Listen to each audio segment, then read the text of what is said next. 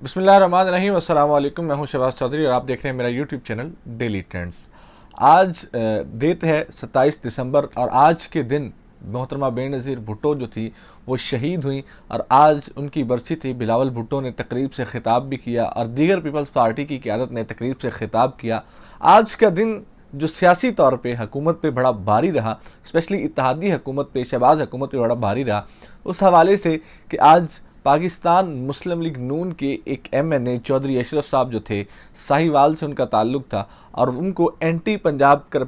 Corruption Punjab ने जो गिरफ़्तार कर लिया साहिवाल से, और उनके ऊपर जो अराज़ी है उसके ऊपर फ्रॉड और कब्ज़े का केस था, जिस केस में पाकिस्तान मुस्लिम लीग नून के MNA चौधरी अशरफ साहब को एंटी करप्शन पंजाब ने गिरफ्तार किया। उसके बाद और भी दीगर मामलात थे। आज इलेक्शन कमीशन ने एक फ़ैसला सुनाना था इस्लामाबाद के इलेक्शन जो बल्दियाती इंतखाबात हैं उस हवाले से, और इमरान खान साहब बड़ी देर से ये बातें करते आ रहे हैं कि इलेक्शन कमीशन जो है वो बेसिकली नून लीग की बी टीम के तौर पर परफॉर्म कर रहा है, और उसके ऊपर पाकिस्तान तहरीक इंसाफ की जानिब से बड़े इल्ज़ामात भी लगाए जाते थे।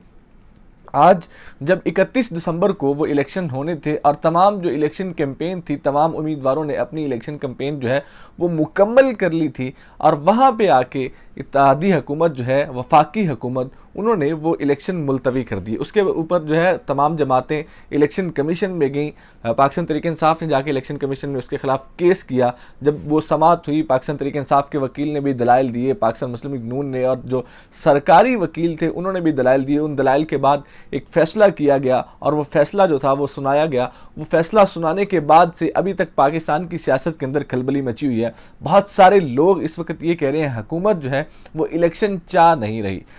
इससे एक बात तो वाज़ेह है कि इस्लामाबाद के अंदर बल्दियाती इलेक्शन जो हुकूमत बार बार डिले करती है, हुकूमत बार बार डिले कर रही है। फवाद चौधरी साहब ने आज एक बात की कि उन्होंने कहा जी ये हुकूमत जो है ये बल्दियाती इंतखाबात करवाने के लिए तैयार नहीं है, तो ये आम इंतखाबात कैसे करवाएंगे। उसके बाद आज के दिन में बहुत सारे इंकशाफात भी हुए। जावेद चौधरी साहब का कॉलम आया जनरल बाजवा के हवाले से, और बहुत सारी चीज़ें हुई।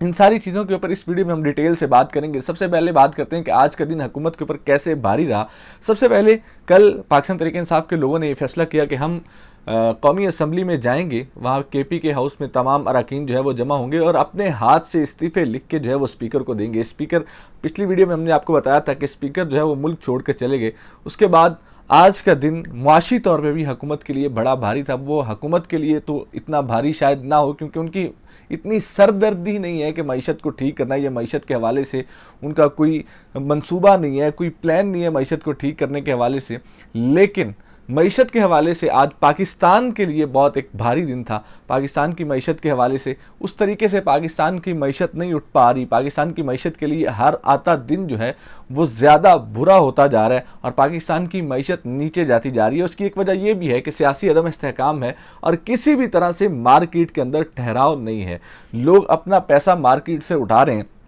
और यही वजह है कि हुकूमत के जितने इत्तेहादी हैं वो भी इस वक्त पर तोल रहे हैं। MQM जो है वो भी चाह रही है किसी न किसी तरीके से इस हुकूमत से जान छुड़वाई जाए, क्योंकि कराची में उन्होंने भी इलेक्शन लड़ना है। और एक तरीका ये भी है, कराची में वो ये चाहते हैं कि इस दफ़ा पाकिस्तान तहरीक इंसाफ, चूँकि कराची की इस वक्त सबसे बड़ी जमात है और कराची में पाकिस्तान तहरीक इंसाफ की सबसे ज़्यादा सीटें हैं, तो वो ये चाहते हैं कि पाकिस्तान तहरीक इंसाफ को तोड़ने के लिए या पाकिस्तान तहरीक इंसाफ का मुकाबला करने के लिए शायद ये मंसूबा कुछ और लोगों का भी है कि PSP जो पाक सरजमीन पार्टी है उसको और MQM को दोबारा से मिला दिया जाए और दोबारा से ये मिल के पाकिस्तान तहरीक इंसाफ के मुकाबले में कराची से इलेक्शन लड़ें, और उस इलेक्शन के नतीजे में पाकिस्तान तहरीक इंसाफ को कराची से तोड़ा जाए और उनकी सीटें कम की जाएँ। बेसिकली इस वक्त इस हुकूमत का सरदर्द सिर्फ ये है कि किसी न किसी तरीके से, किसी न किसी वजह से जाके कोई मंसूबा लाके, कोई प्लान जो है वो मुकम्मल करके इमरान खान को रोका जाए, इमरान खान का रास्ता रोका जाए। आज मुराद अली शाह साहब की एक स्टेटमेंट भी आई कि बिलावल भुट्टो जो हैं वो अगले वज़ीर आज़म होंगे,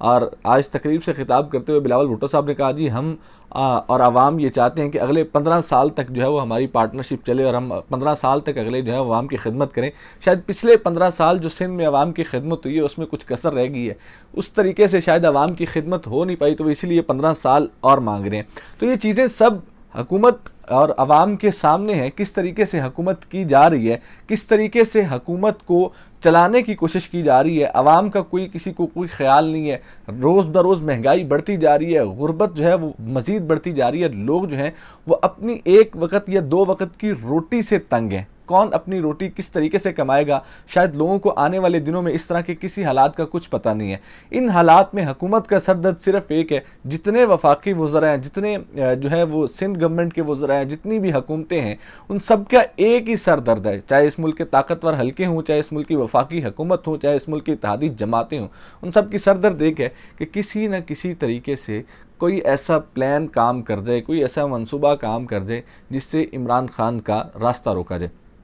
दूसरी बात, आज इलेक्शन कमीशन ने एक फ़ैसला दिया और उस फैसले का बड़ी शिद्दत से इंतज़ार किया जा रहा था और बड़ी ये खबरें आ रही थी कि आज 1 बजे जो है वो इलेक्शन कमीशन फ़ैसला सुनाएगा इस्लामाबाद के बल्दियाती इंतखाबात के हवाले से। और बहुत देर से तकरीबन पिछले 2 हफ्ते से हुकूमत ये चाह रही थी किसी न किसी तरीके से इस्लामाबाद के जो बल्दियाती इंतखाबात हैं उनको मुलतवी कर दिया जाए। उसके बाद हुकूमत ने यह फ़ैसला किया कि जी इसको मुलतवी कर दिया जाए और फैसला नोटिफिकेशन एक जारी कर दिया गया, जिसके ख़िलाफ़ तमाम जो बाकी जमातें थीं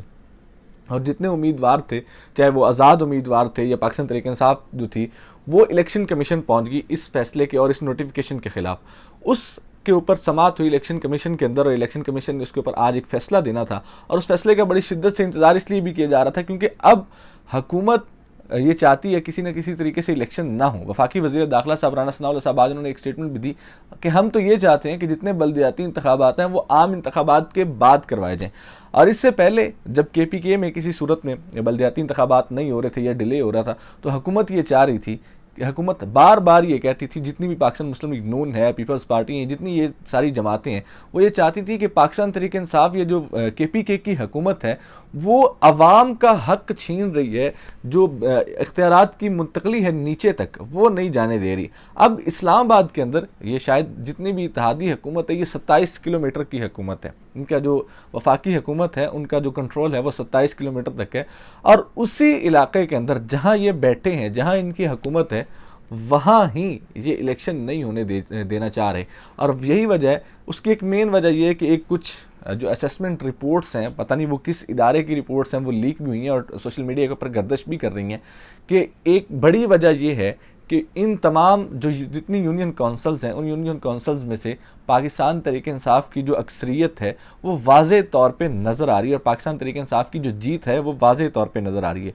लेकिन हुकूमत ये चाहती है कि ये जो जीत है इसको रोका जाए, इन इलेक्शंस को मुलतवी किया जाए, ताकि क्योंकि अगर अभी बल्दियाती इंतखाबात इमरान खान साहब जीतेंगे, अगर हम पीछे 8 महीने में देखें तो जितने भी इंतखाबात हुए उन इंतखाबात में पाकिस्तान तहरीक इंसाफ ने क्लीन स्वीप किया और उन क्लीन स्वीप करने के नतीजे में एक बार फिर से हवा बन जाती है, एक बार फिर से वो मोमेंटम दोबारा से गेन किया जाता है। जब इलेक्शन होते हैं और इस इलेक्शन के रिजल्ट किसी पार्टी के हक में आते हैं तो मोमेंटम ऑटोमेटिकली उस पार्टी के हक में शिफ्ट हो जाता है। तो शायद यही वजह है कि जो पाकिस्तान मुस्लिम लीग नून की हुकूमत है वो ये नहीं चाहती कि इस जो बल्दियाती इंतखाबात हैं उन इंतखाबात का फ़ायदा उठाया जाए या उन इंतखाबात का जो मोमेंटम है वो पाकिस्तान तहरीक इंसाफ की जानिब जाए।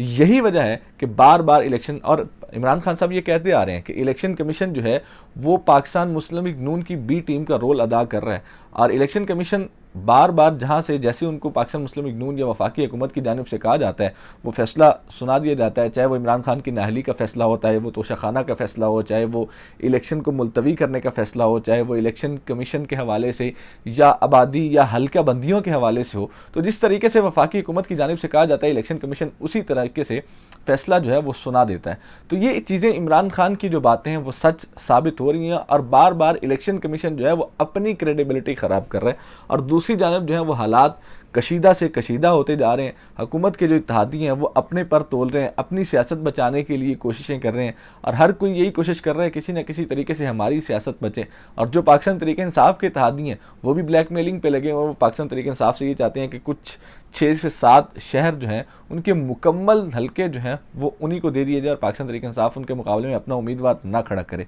तो देखते हैं कि हालात किस तरफ जाते हैं और ये ऊँट किस करवट बैठता है। इसी के साथ मुझे दीजिए इजाज़त और देखते रहिए डेली ट्रेंड्स।